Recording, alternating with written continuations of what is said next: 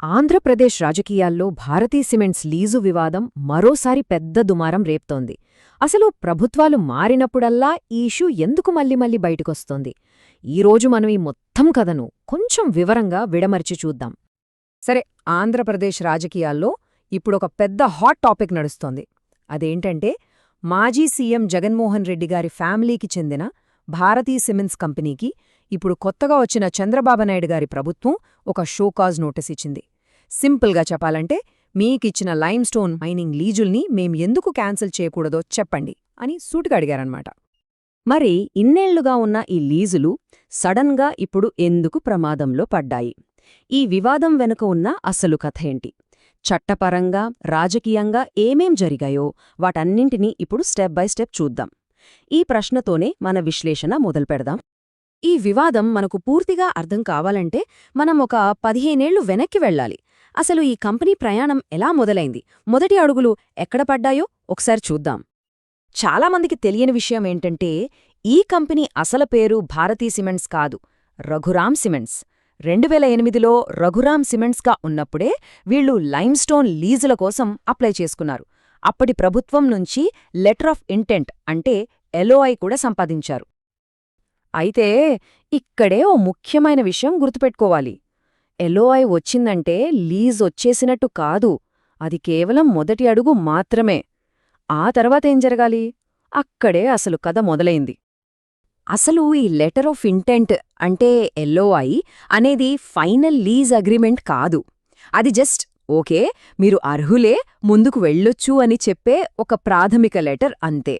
దీని తర్వాత కంపెనీ కొన్ని కీలకమైన పర్మిషన్లు తెచ్చుకోవాల్సుంటుంది. ఆ కీలకమైన పర్మిషన్లు ఇవే: ఎన్విరాన్మెంటల్ క్లియరెన్స్, ఫారెస్ట్ క్లియరెన్స్, ఇంకా లోకల్ అథారిటీల నుండి అనుమతులు. ఇవన్నీ తప్పనిసరి. కాని ఇక్కడే అసలు సమస్య మొదలైంది. రఘురామ్ సిమెంట్స్ ఆ తర్వాత భారతీ సిమెంట్స్గా మారినా సరే ఈ అనుమతులు టైంకి తెచ్చుకోలేకపోయింది. సరిగ్గా ఈ కంపెనీ అనుమతుల కోసం తిరుగుతున్న టైంలోనే రాష్ట్ర రాజకీయాలు మొత్తం తలకిందులయ్యాయి. ఈ మార్పులే లీజు భవిష్యత్తుని ఎలా మార్చేశాయో ఇప్పుడు చూద్దాం. ఈ టైంలైన్ చూస్తే మనకు ఒక క్లారిటీ వస్తుంది. 2008లో ఎల్ఓఐ వచ్చింది. ఆ తర్వాత వైఎస్ రాజశేఖర్ రెడ్డి గారి మరణంతో రాజకీయాల్లో పెద్ద మార్పులొచ్చాయి. క్లియరెన్సులు పెండింగ్లోనే ఉండిపోయాయి. చివరకు 2016లో చంద్రబాబు ప్రభుత్వం ఆ ఎల్ఓఐని క్యాన్సిల్ చేసింది. మళ్లీ 2019లో జగన్ గారు సీఎం అయ్యాక 2024 ఎన్నికలకు జస్ట్ ముందు లీజ్ మంజూరు చేస్తూ జీవో ఇచ్చారు. ఇప్పుడు మళ్లీ ప్రభుత్వం మారి షోకాజ్ నోటీసిచ్చింది. సో 2016లో ఎల్ఓఐ రద్దవడంతో ఈ వివాదం అడ్మినిస్ట్రేటివ్ లెవెల్ నుంచి లీగల్ లెవెల్కి వెళ్ళింది. అంటే ప్రభుత్వ ఆఫీసుల నుంచి నేరుగా కోర్టు మెట్లెక్కిందన్నమాట. భారతీ సిమెంట్స్ యాజమాన్యం ఈ నిర్ణయాన్ని కోర్టులో ఛాలెంజ్ చేసింది. ఈ కేసు కోర్టులో నడుస్తుండగానే నేషనల్ లెవెల్లో ఒక పెద్ద మార్పొచ్చింది. కేంద్ర ప్రభుత్వం తీసుకొచ్చిన ఒక కొత్త చట్టం దేశంలో మైనింగ్ రూల్స్నే మొత్తం మార్చేసింది.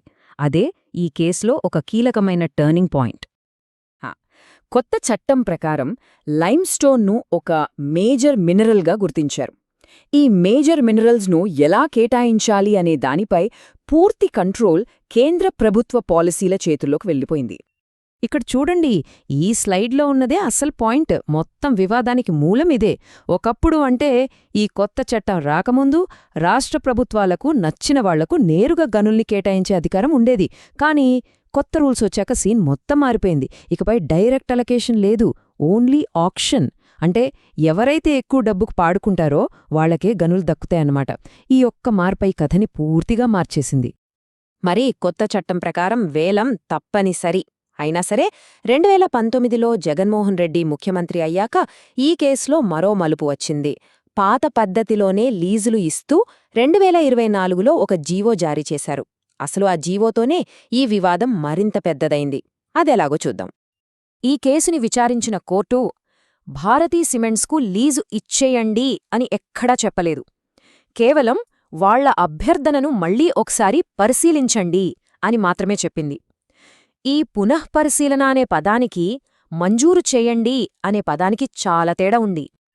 కాని జగన్మోహన్ రెడ్డి గారి ప్రభుత్వం ఆ పునఃపరిశీలన ఆధారంగా 2024 ఎన్నికలకు జస్ట్ 2-3 నెలల ముందు డైరెక్ట్గా లీజులు మంజూరు చేస్తూ ఒక జీవో ఇచ్చింది. ఈ టైమింగ్ కూడా ఇప్పుడు పెద్ద చర్చనీయాంశంగా మారింది.